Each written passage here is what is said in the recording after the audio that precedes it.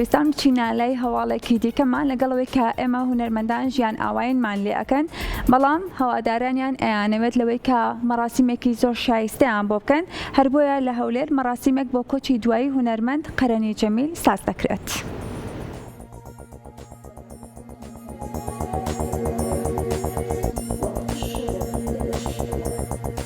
ژمارەیەک لە هاوڕێیان و کەسوکاری هونەرمەند قەرەنی جەمیل مەراسیمێکی تایبەتیان بۆ بەرزڕاگرتن و زیندوو هێشتنەوەی بەرهەمە هونەریەکانی ئەو هونەرمەندە ڕێکخست. سەرکەوت ڕەسوول شاعیر و هاوڕێ و هونەرمەندی کۆچکردوو قەرەنی جەمیل باس لە بەرهەم و شاکار و تابلۆکانی کرد کە ڕۆڵی گەورەی لە ناساندن و زیندوو هێشتنەوەی هونەری شێوەکاری کوردی هەبووە.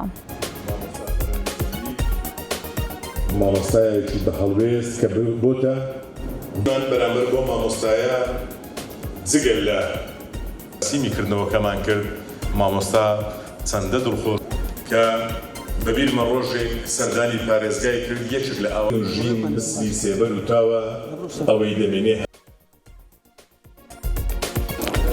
خۆشحاڵم کە لێرە بەشداری و یادی وەفاداری ئەو پیاوە گەورە دەکەینەوە. ڕاستی قەرەنی جەمیل ناوێکی درەوشاوەیە، مانشێتێکی گەورەیە لە مێژووی شێوەکاری هەموو کوردستان، چونکە ئەو تەعاملەی لەگەڵ کاخەرەنی دەکرا وەکو هونەرمەندێکی جیهانی کە ئەزموونی ئیتالیا و ئیسپانیا و کە عەرزی لەوحاتەکانی کرایە لە زۆربەی زۆری پیشەنگایەکانی دنیا.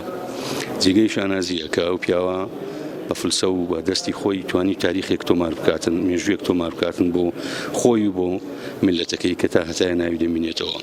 ئەو ڕۆژ کە لێرکوانین ئێمە وەکو یادێک وەکو وەفاداریەک بۆ پیاوە یادی دەکەینەوە کە هیوادارم ڕۆحی پاچی بە بەهەش شاد بێت. کە هەریەکەیان دەیەوێت بڵێت من